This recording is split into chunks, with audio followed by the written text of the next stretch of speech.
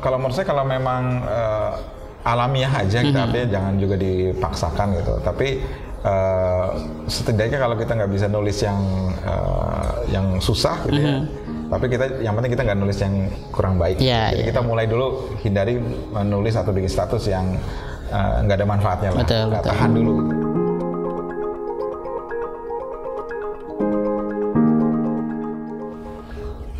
Assalamualaikum warahmatullahi wabarakatuh. Pemirsa BMH TV, kembali kita bertemu dalam program Bincang Mulia di channel yang cerdas menggerakkan ini. Pada kesempatan ini kita akan berbincang dengan seorang yang bisa dikatakan multi talent gitu ya, karena satu sisi juga memiliki profesi di bidang IT, sisi lain juga orang yang sangat peduli di bidang literasi begitu, dan juga penggerak di masjid itu ya, luar biasa. Dan bersama kita ada Bapak Novi Aryan. Assalamualaikum Bapak Novi. Waalaikumsalam. Sehat? Alhamdulillah. Tampaknya pandemi ini memaksa orang beradaptasi, terutama dengan kegiatan-kegiatan normal pada sisi ruang gerak atau mobilitas ya. Ada sesuatu yang mungkin menjadi satu pelajaran atau hikmah yang diperoleh dalam perspektif seorang Bapak Novi Aryan yang cenderung sebenarnya kalau soal teknologi kemudian digital itu adalah hal yang ya makanan sehari-hari nampaknya begitu. Nah, seperti apa ini Bapak Novi melihat? Ya sebenarnya pandemik ini ngasih pelajaran ke kita bahwa manusia itu memang ujung-ujungnya akan kesepian. Manusia ujungnya dalam kesendirian gitu. Saya pernah tulis juga bahwa teknologi juga mengarahkan kita kepada kesendirian itu. Dimana sekarang kita lihat teknologi itu membuat kita semakin selfish ya, semakin mandiri. Itu disebut dengan human centric. Jadi teknologi itu mengarahkan kita sebagai orang yang menjadi manusia sendiri gitu. Dan pada hakikatnya kita juga akan sendiri kan. Nanti ujungnya kita semakin kesepian, interaksi sosial juga semakin berkurang. Ya. Lama-lama kita di kuburan sendirian kan? Iya betul. Sendirian. Jadi betul. Ini cuman pandemik ini mempercepat proses saja. Baik kalau di dunia sendiri kita mengenal nanti ada perubahan revolusi industri keempat, itu dipercepat nih dengan pandemik. Gimana orang sudah ya bisa kerja dari rumah, bisa belanja dari rumah, itu kejadian dan kejadiannya dipercepat. Yang saya pikir dulu mungkin 2030 gitu ya, tapi sekarang dengan adanya pandemik kita dipaksa untuk adaptasi, mengadopsi tadi teknologi, kebiasaan hidup baru, kira-kira gitu. Dan tadi pada ujungnya memang manusia memang dalam kesendirian. Iya betul. Gitu. Dan bertanggung jawab kepada Allah itu juga masing-masing gitu ya. Iya betul. Jadi apakah dengan hadirnya teknologi yang kemudian dihantam gelombang pandemi ini umat manusia mendapat berkah atau musibah ini sebenarnya? Kalau dibandingkan dengan masa sebelumnya kita bebas ya interaksi gitu kan, mobilitas itu. Iya betul. Sebenarnya ada dua sisi sih, karena memang perubahan itu kan menghasilkan korban juga ya, walaupun ada juga yang mendapatkan keuntungan gitu. Tahu sendiri kita sudah mengalami 4 kali revolusi ya, pertama, kedua, dan ketiga, dan itu setiap revolusi ada korbannya. Ada korban. Tapi ada juga yang mengambil benefitnya, termasuk di yang keempat ini ya, ada korbannya banyak. Yang mereka nggak mau belajar, merasa sudah nyaman, mereka nggak mau berubah, ya merasa sudah hebat di bidangnya, nggak mau belajar tempat lain, itu biasanya jadi korban. Saya udah bisnis model saya udah bagus nih kayak gini, ternyata kelibas dengan orang yang bermain online misalnya kayak gitu. Tapi yang keuntungan banyak kan? Contohnya bisnis ya delivery, logistik, terus kemudian belajar online, apalagi aplikasi yang menunjang kerja dari rumah, itu luar biasa perkembangannya. Ya. Jadi berlaku juga satu sisi hadis Nabi bahwa belajar tuh dari kandungan sampai liang lahat tuh ternyata ditantang memang ya lewat realitas hidup ini. Nah, ini Bapak Novi sebagai seorang ahli yang menekuni bidang IT gitu ya. Nah, sebenarnya dalam produk-produk IT itu apa yang menjadi dasar dan bagaimana mestinya sikap utama kita? Karena kalau kita lihat setiap bulan kan selalu ada produk baru dan seterusnya, dan tampaknya masih sampai saat ini ya secara umum kita lihat masyarakat kita itu tergagap-gagap tuh, sehingga sebagian besar kekayaan yang mereka miliki kadang tersalurkan ke sana terus gitu. Sementara kalau kepada hal-hal yang sifatnya, kalau katakanlah literasi, 100.000 kata Profesor Hamid Fahmi Darkasi itu, kalau dipakai beli buku itu mahal katanya. Tapi kalau untuk produk teknologi baru gitu kan atau apa, wah itu tidak ada rasa mahal. Nah ini sebenarnya bagaimana mestinya kita bersikap gitu? Seperti yang sering saya bilang ya, kalau memang teknologi itu memang dibuat dengan kecerdasan, ya. Tapi digunakan oleh kesadaran. Jadi dua sisi memang. Kita buat kecerdasan, tapi belum tentu dia sadar memanfaatkannya. Kalau dari sisi pengguna, ya justru itu yang diutamakan adalah kesadarannya gitu kan. Apakah sih apa yang kita beli, apa yang kita konsumsi itu ada manfaatnya nggak buat diri kita gitu. Tapi kalau dari sisi pembuatnya, misalnya dari provider atau dari makers itu, ya dia berpikir apakah yang kita bikin ini punya impact sosial, punya impact juga buat orang lain, impact buat pedagang UMKM supaya lebih sejahtera misalnya gitu. Jadi intinya dua-duanya adalah kesadaran itu. Cuman kalau dari sisi user, pengguna, memang kesadaran itu yang harus kita bangkitkan gitu ya. Kita lihat kemanfaatannya, apakah ada manfaatnya buat diri sendiri. Nggak perlu bicara manfaat buat orang lain, pada diri sendiri dulu gitu ya. Ada manfaatnya, jangan kita ini cuma ngabisin waktu. Kira-kira gitu sih, Ustaz. Jadi prinsipnya bisa kita pertanggungjawabkan gitu ya. Kira-kira gitu. Kalau proses Bapak Novi mentransformasi kan ada anak juga kan. Ini kan biasanya yang sekarang banyak dikeluhkan oleh banyak orang tua, bahwa kemudian anak-anak menjadi sangat gandrung gitu ya, dan seperti tadi disampaikan menjadi sangat selfish. Jadi sekarang kayaknya nggak begitu tertarik pergi main, kena panas gitu kan. Nah, apa yang mesti disikapi oleh orang tua, terutama untuk membangun kesadaran ya rata-rata anak-anak hari ini gitu? Ya, sebenarnya ilmu itu sekarang paling banyak dari internet. Jadi banyak orang yang sukses juga, pelajar-pelajar itu ilmunya dari internet. Bahkan beberapa kisah-kisah inspiratif itu banyak guru yang kesalip knowledge-nya itu oleh muridnya, karena muridnya seneng lihat internet, sementara gurunya masih berkutat atau bangga dengan jurnal-jurnal zaman dahulu. Sebenarnya internet itu kan keniscayaan ya, artinya kita juga nggak bisa membendung gitu. Semakin kita bendung, semakin kita akan ketinggalan gitu. Jadi kalau kita lihat dari cerita-cerita yang saya baca itu, banyak banget mahasiswa atau siswa itu yang sudah secara knowledge itu lebih mengungguli dari guru atau dosennya gitu, bahkan profesornya gitu. Karena kenapa? Karena anak itu melihat fenomena di keadaan paling update ya, sementara profesornya atau dosennya itu masih berkutat dan bangga dengan jurnal-jurnal yang zaman dulu yang dia kuasai gitu kan. Akhirnya ada dua gap nih. Yang satu sisi ilmu itu bisa dapat dari internet, walaupun juga ada ilmu yang nggak bermanfaat juga yang dari internet. Gimana membangkitkannya? Kalau saya pribadi ke anak memang kita kontrol sih, dan kita biasakan bahwa kita banyak menghasilkan mengedukasi anak itu bukan membatasi saja ya, tapi justru mengarahkan. Artinya gini, misalnya dia nyari sesuatu yang dia pengen tahu, coba cari di internet. Ya. Jadi itu kesadaran itu harus dibangkit sampai akhirnya ketika dia kepengen sesuatu hal yang positif, baik itu hal yang sepele, rumus matematika, ilmu bagaimana cara menanam tanaman atau memperbaiki mobil, itu saya arahkan coba lihat di Google. Jadi dia tahu bahwa di internet itu banyak banget informasi yang baik. Ya. Jadi saya kebiasaan itu saya bangkitkan. Jadi coba cari bagaimana bentuk planet Jupiter, gitu. Bagaimana antariksa, bagaimana membetulkan mobil yang rusak, bagaimana mengganti baterai mobil remote controlnya gitu. Saya arahkan dia lewat internet. Jadi dia tahu bahwa di internet pun banyak informasi yang bermanfaat. Kadang-kadang kalau dia namanya surfing ya, kadang-kadang juga nyasar ke tempat yang kurang baik ya, kita kasih tahu bahwa ini hal yang nggak baik dan ada konsekuensinya kalau kita melihat sesuatu yang nggak baik.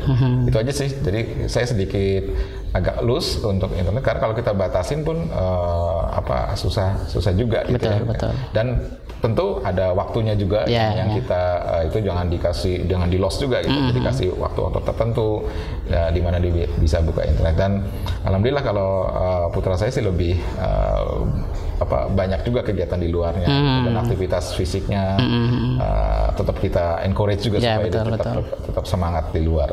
Gitu. Karena itu memang bagian dari kebutuhan hidup ya, bergerak langsung di tengah-tengah kehidupan.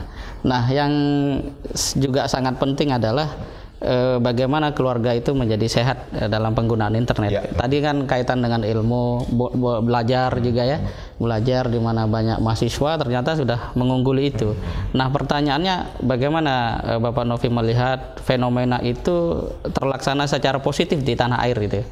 Dan kalau misalnya ini harus dilakukan secara mandiri, katakanlah kan kalau seperti itu, apakah kuliah itu masih penting gitu? Karena semua juga sudah tersedia di internet. Artinya kita juga berikan satu optimisme bagi generasi bangsa yang mungkin dia ada di pelosok tapi sudah terkoneksi internet. Jadi kan ada seorang tokoh itu mengatakan sebenarnya belajar di Jakarta dengan di Kupang, Jayapura itu sama gitu kan. Kalau kita melihat perkembangan yang ada di internet. Nah, ini pandangan Bapak Novi bagaimana? Ya, kalau know-how ya artinya bagaimana caranya tentang sesuatu yang sifatnya teknis itu bisa lihat di internet. Tapi pendidikan sekarang makanya yang ketemu dengan face to face-nya atau ketemu langsung gitu. Ketemu langsung offline lebih ke transfer value sih. Ke sisi-sisi spiritualnya itu yang harus ditekankan. Tapi kalau know-how itu sebenarnya kita bisa belajar di tempat lain. Makanya saya pernah beberapa kali diskusi dengan teman-teman kampus gitu. Tadi pertanyaan valid sih, apakah kita perlu kuliah gitu? Sebenarnya tetap perlu kuliah, tapi justru fungsinya itu kuliah bukan sebagai pencetak ijazah, tapi pemvalidasi knowledge. Misalnya gini, Ustadz Imam jurusannya fisika misalnya gitu, tapi Ustadz Imam juga tertarik dengan dunia pertanian gitu. Why not seorang fisikawan belajar pertanian belajar pertanian tapi harus divalidasi oleh kampus. Ustadz Imam, saya pernah belajar di YouTube tentang pertanian, bagaimana cara menanam jagung misalnya, kemudian dicek di kampus misalnya IPB. Oh, ternyata Ustadz Imam ini pernah belajar pertanian, itu di sampel gitu. Sampel misalnya pakai teknologi blockchain atau apa. Nah, itu jadi lebih terarah. Jadi lulus itu, ijazah itu bukan bukti kita pernah masuk kampus itu atau pernah belajar itu, tapi kita bisa atau menguasai ilmu tertentu. Itu lebih ke arah situnya sih. Jadi kalau model pendidikan seperti sekarang ya kita ijazah. Oke, kamu jurusan ini dulu pasti pernah belajar ini ya, SKS ini, that's it gitu kan. Apakah dia bisa? Belum tentu gitu. Nah, itu yang jadi pertanyaan dunia pendidikan sekarang. Jadi perlu sebagai sebuah validasi, karena memang saya lihat juga beberapa konten terutama yang menyampaikan tutorial itu kadang viewernya lebih ngerti gitu kan. Kalau sampai keliru itu wah itu langsung dikeri komentar kenceng gitu ya, komentar keras gitu. Kalau know-how bisa teknis seperti itu, tapi sekali lagi pendidikan itu lebih ke transfer value juga, sisi spiritualnya itu penting. Makanya kemarin ada isu penghapusan frasa agama spiritual, itu saya sangat menentang karena itu seperti menyederhanakan manusia sebagai mekanik aja ya. Mekanik gitu ya, orang yang ngerti A, B, C tapi dia nggak tahu tujuan hidupnya kemana. Sementara tadi kecerdasan perlu kesadaran. Tidak mungkin kesadaran tanpa tadi ya, luar biasa. Nah, kalau kita kembali kepada pribadi perjalanan hidup Bapak Novi ini ya, apa sebenarnya yang harus kita lakukan? Karena tadi kan dalam setiap revolusi ada korban kan.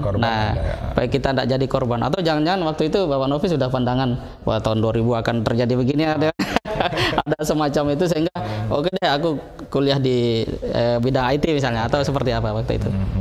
Ya waktu itu memang telekomunikasi waktu saya kuliah itu memang lagi seksi-seksinya ya, lagi growing karena semua orang excited. Bisa nelpon dari jauh, bisa ngirim teks, bisa itu prestisius ya, orang waktu lebih ke arah situ sih. Tapi alhamdulillah memang ternyata telekomunikasi itu menjadi key player, jadi pemain kunci di semua lini kehidupan lah kita, baik dari sisi ekonomi, pendidikan, banyak lah. Bahkan kita bisa jadi presiden pun bisa dari telekomunikasi gitu. Jadi beruntungnya itu awalnya sih memang kita ngelihatnya sebagai bisnis yang waktu itu sedang growing, tapi semenjak belajar dari situ kita memang ngelihat perubahannya sangat drastis gitu ya. Tergopoh-gopoh ya, kita mengadopsi teknologi gitu, dan kebetulan saya 3 tahun terakhir atau 4 tahun terakhir memang ngebahas tentang futuristik, tentang yang ke depan, makanya saya fokuskan di dunia-dunia yang sifatnya innovation, sifatnya masa depan gitu, lebih ke arah situ sih. Ya. Ada satu kata menarik tadi, belajar yang futuristik. Biasanya generasi sekarang tuh identik dengan tutorial, jadi maunya instan itu kan.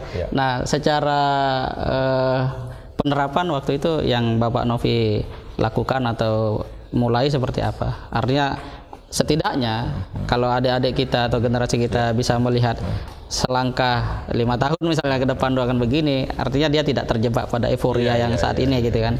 Seperti apa itu? Ya memang challenge-nya kalau kita ngomongin tentang futuristik kan sebenarnya perlu bukti aja kan. Perlu bukti, artinya bener gak sih yang kamu omongin tuh ke depan seperti itu gitu. Itu challenge-nya gitu. Ya orang banyak yang kok kamu mau sih pindah ke tempat itu gitu, bikin itu padahal nggak ada ininya, nggak kelihatan impact-nya. Beda kalau kita ngerjain yang sekarang kan, itu impact-nya ada profit. Tapi kalau ngomongin future itu kan ngomongin persiapan, gitu. Persiapan yang mungkin impact-nya juga akan ke depan, itu challenge-nya. Jadi waktu itu saya ini aja confidence aja dengan apa yang saya yakini gitu. Jadi jangan galau. Memang bedanya kalau anak-anak muda sekarang itu galau ya. Galau. Random. Random. Kalau saya tahu namanya mereka jadi kayak kehilangan goals gitu, kehilangan arah mau kemana gitu. Jadi lagi tren ini dia ikut ini, lagi tren ini dia ikut ini gitu. Memang dunia mengarah ke ini sih, ke manipulasi ya casing gitu ya. Jadi lagi rame ini supaya kita relevan dengan ini, kita harus ketahan gitu. Ya itu yang anak-anak alami, anak muda sekarang harusnya insist aja kalau mereka punya tujuan kira-kira sukses di situ, terus aja kejar saja sampai gak usah dengerin kata orang gitu. Kita fokus aja dengan apa yang kita yakini bahwa ini akan punya value di masa yang akan datang. Gitu sih. Challenge-nya gitu sih. Lebih ke perdebatan dalam hati ya. Sebenarnya ada manfaatnya kayak. Tapi itu kalau kita yakin kejar aja terus sampai kita akan sukses. Dan kita lihat startup juga gitu kan. Awalnya dia menjual mimpi gitu, ternyata sukses di belakangnya. Gitu. Karena dia yakin, persisten dengan apa yang dia yakini. Ya, alhamdulillah luar biasa. Nah, kita mungkin beralih ke satu pengalaman hidup Bapak Novi sendiri yang ternyata juga selain profesional dengan bidang keilmuannya tadi, juga menjadi orang yang sangat peduli terhadap literasi bangsa melalui media sosial. Nah ini sebenarnya setiap orang itu tiap hari bikin status itu. Tapi untuk kemudian dihimpun, disusun menjadi sebuah buku. Satu di antaranya saya temui secara langsung ini Bapak Novi, Pak. Sebenarnya waktu itu bikin media sosial, apakah memang sudah ada semacam plan gitu kan, atau skenario bahwa suatu saat status saya ini akan saya bukukan, atau ada hal yang sebenarnya setiap orang bisa lakukan itu?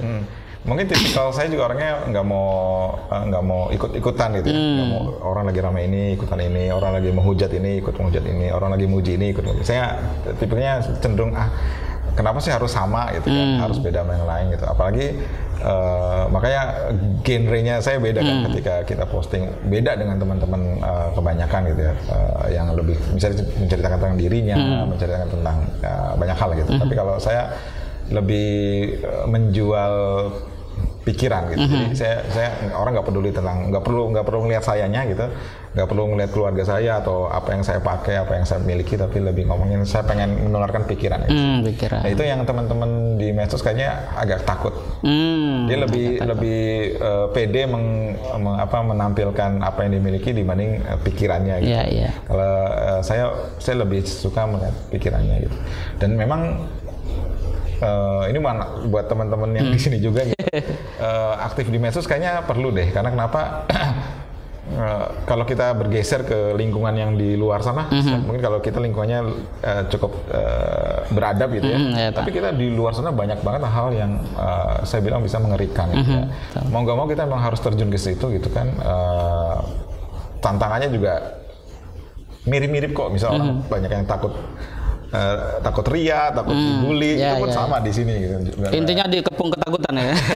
Jadi ikut aja, karena sekarang orang 5 jam rata-rata lihat handphone gitu. Ya, kita mau teriak-teriak di mikrofon, mimbar-mimbar itu mungkin yang dengar sedikit, tapi kita nulis sedikit itu bisa dibaca oleh jutaan orang.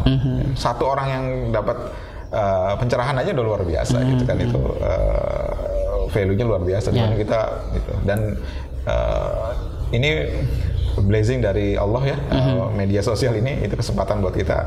Yang penting kita makainya itu positif. Ya, betul, gitu betul. aja sih. Jadi banyak berkah juga ya sebenarnya. Banyak sekali. Lebih banyak berkahnya kalau lebih banyak berkahnya. Dan cara untuk tadi apa istilahnya menjadikan media sosial sebagai sarana itu, kalau rekomendasi nih buat teman-teman muda, karena memang tadi kan faktanya satu sisi bagus 5 jam orang di medsos kan, tapi sisi lain ada ketakutan-ketakutan. Nah mungkin kalau sebagai sebuah langkah katakanlah pemanasan, nah itu seperti apa? Karena berpikir itu ternyata juga hal yang kalau kata Rocky Gerung, orang kuliah saja itu belum tentu berpikir. Nah mungkin ada tips nih dari Pak Novi bagaimana kita bisa menjadi manusia yang berpikir dan kita membagikan pikiran-pikiran itu. Iya, itu challenge juga sih, karena kebanyakan kita instan ya. Iya, betul. Mau malas mikir gitu ya.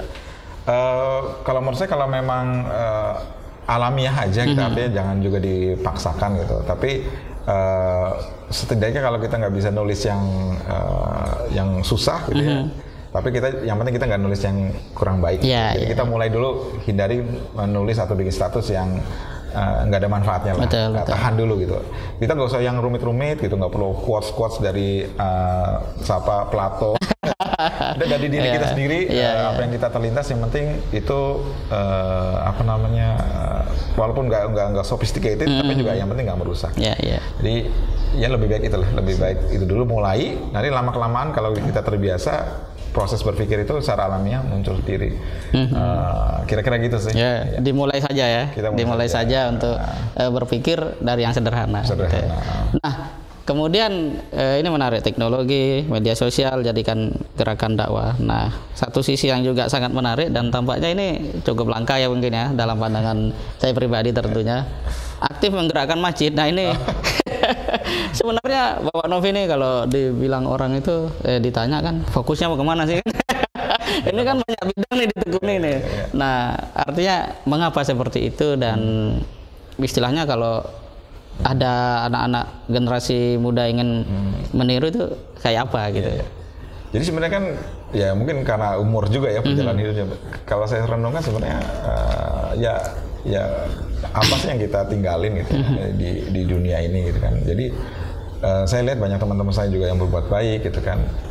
Konteksnya memang fastabiqul khairat ya. Kita berlomba-lomba gitu, berlomba-lomba dalam kebaikan. Apa saja, kita nggak usah mencela atau mencibir orang yang sedang berbuat baik. Even dia cuman nyingkirin duri di jalan gitu ya.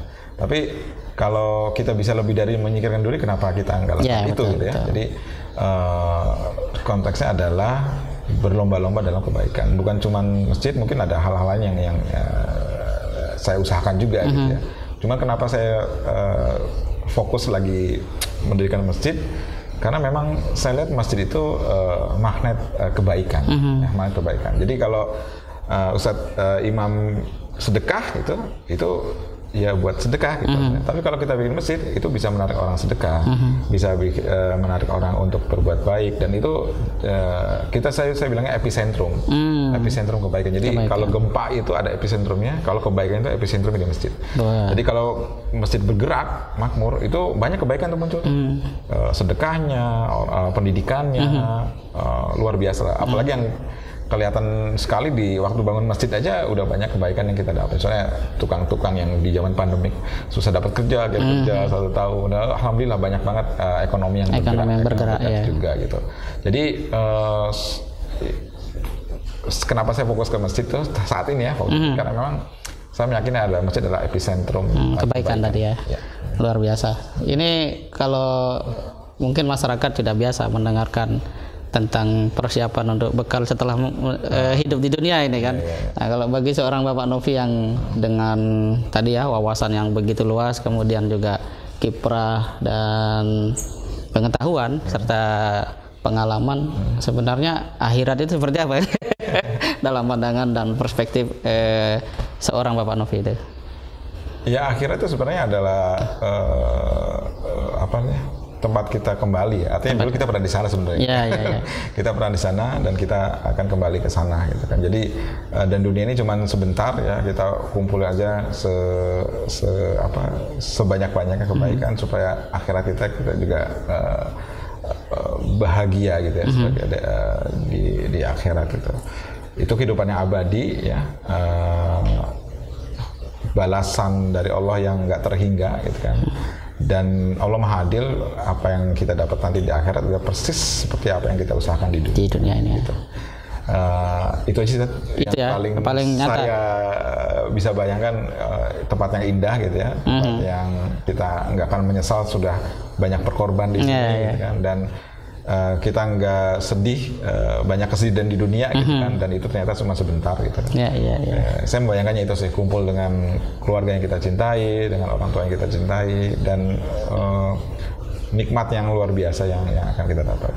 Luar biasa. Gitu. Jadi akhirat itu sangat indah gitu ya, sangat positif indah. Ya. Maka jangan ragu untuk kita banyak berbuat baik, berkorban gitu ya.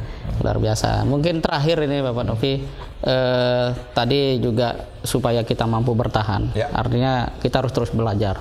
Nah, pesan penting dari Bapak Novi kepada umat Islam, generasi muda, agar ya secara peradaban kita tidak inferior. Ini kan berarti kita harus siap untuk berjuang gitu kan. Betul. Nah, seperti apa? Sebenarnya untuk umat Islam, anak-anak muda tidak ada alasan untuk inferior ya. Jadi saya saksikan sendiri teman-teman SMA pun yang dari madrasah itu luar biasa dia pengetahuannya gitu.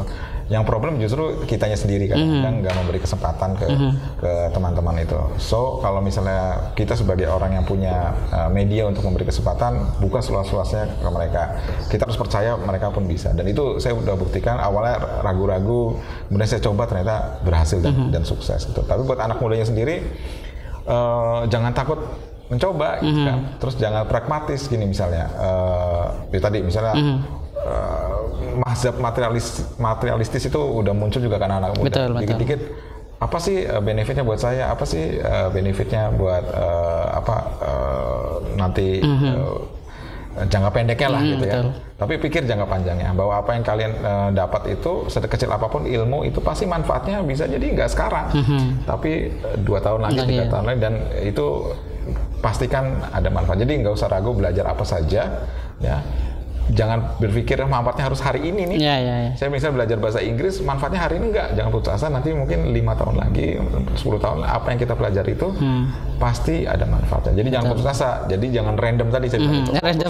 Fokus sama satu hal, kita dalami, belajar sama ahlinya, jangan ragu untuk terus belajar. Insya Allah manfaatnya nggak harus sekarang, tapi ke depan. Apapun ilmunya. Jadi itu sih yang saya lihat, kadang-kadang anak-anak muda juga sedikit matre gitu. Ketika belajar pengennya langsung instan dapat. Ya karena memang kita lihat ya, banyak festival instan itu ujung-ujung jadi artis, ujung-ujung jadi miliarder dengan jadi YouTuber gitu kan. Jadi mereka berpikir seperti itu pola kehidupan yang real, padahal itu sangat jarang ya. Sangat jarang, betul. Semua harus belajar melalui proses gitu. Dan banyak jalan lain sebenarnya yang jauh lebih baik, walaupun lebih berliku gitu ya. Itu banyak jalan lain, istilah di kita namanya abundance. Jadi mentality abundance. Banyak anak-anak muda itu berpikir bahwa kalau saya sukses saya harus jadi seorang seperti A, figur A. Dia berpikir gitu. Itu namanya, kalau mentality yang kurang baik, namanya istilah scarcity. Jadi hidup itu sebenarnya banyak opsi ya. Betul. Tapi anak-anak muda itu banyak yang dihinggapi penyakit scarcity. Jadi sesuatu yang kayaknya dunia cuma itu pilihannya. Padahal harusnya abundance. Jadi abundance tuh hidup tadi Ustaz bilang banyak pilihan. Betul. Nggak harus menjadi ini atau nggak harus melewati ini untuk menjadi seorang yang sukses. Karena sekarang kan kita dijejali dengan YouTuber yang miliaran gajinya. Dia berpikir harus jadi YouTuber nih. Padahal banyak cara untuk menjadi orang yang sukses di dunia. Gitu. Nah itu mentalitas itu yang harus dibangun juga. Banyak anak muda yang sedikit sangat terlalu pikirannya hanya itu. Harus lebih terbuka kita. Harus lebih terbuka, open mindset. Baik, terima kasih banyak Bapak Novi dan pemirsa BMH TV yang berbahagia. Pada perbincangan ini kita menemukan begitu banyak hikmah, diantaranya bahwa ketika kita ingin menjadi orang yang terus memberikan nilai, manfaat, eksis dan memberikan warna bagi kehidupan, maka kita tidak bisa lepas dari kata kunci yang disampaikan oleh Rasulullah SAW bahwa thalabul ilmi faridatun, bahwa menuntut ilmu, belajar, berpikir itu adalah kewajiban. Dengan kata lain, kalau kemudian kata kunci ini kita tinggalkan, maka siaplah untuk menjadi korban-korban pergeseran revolusi gitu ya. Revolusi 1 sampai 4. Dan insya Allah sejauh kita punya komitmen kepada nilai-nilai yang justru sangat diperlukan dalam membangun kesadaran, kita akan terus istilahnya unggul, ya tidak tertinggal, dan inferior juga akan jauh dalam kehidupan kita. Proses yang dilalui oleh Bapak Novi memberikan satu bukti kepada kita bahwa kesadaran merupakan kunci bagaimana manusia dapat mengambil maslahat dari kecerdasan. Kecerdasan tanpa sebuah kesadaran itu hanya akan melahirkan kekacauan. Kalau bahasanya Buya Hamka itu lentera di tangan bayi itu sangat berbahaya, lentera di tangan pencuri juga sama-sama berbahaya. Prinsipnya bagaimana kita menjadikan teknologi sebagai sesuatu yang sifatnya dikendalikan oleh kesadaran kita. Dan yang terpenting, akhirat adalah sesuatu yang pasti, dia adalah negeri yang indah. Kata Bapak Novi tadi, kita adalah berasal dari akhirat, itu berarti kita akan pulang. Maka jangan pernah ragu untuk berbuat baik, mengejar kebaikan-kebaikan tadi. Bahkan kalau perlu, ayo sama-sama rame-rame bangun masjid, karena masjid itu epicentrum kebaikan. Dan BMH insya Allah di bulan Ramadan juga akan banyak mensupport program-program kebaikan, diantaranya adalah masjid dan berbagai macam program lainnya yang menjadi turunan dari kebaikan masjid itu sendiri. Tetap di channel yang cerdas menggerakkan. Jangan lupa untuk subscribe, like, komen, dan share konten-konten kita untuk memberikan edukasi kepada masyarakat seluas-luasnya. Terima kasih. Assalamualaikum warahmatullahi wabarakatuh. Waalaikumsalam.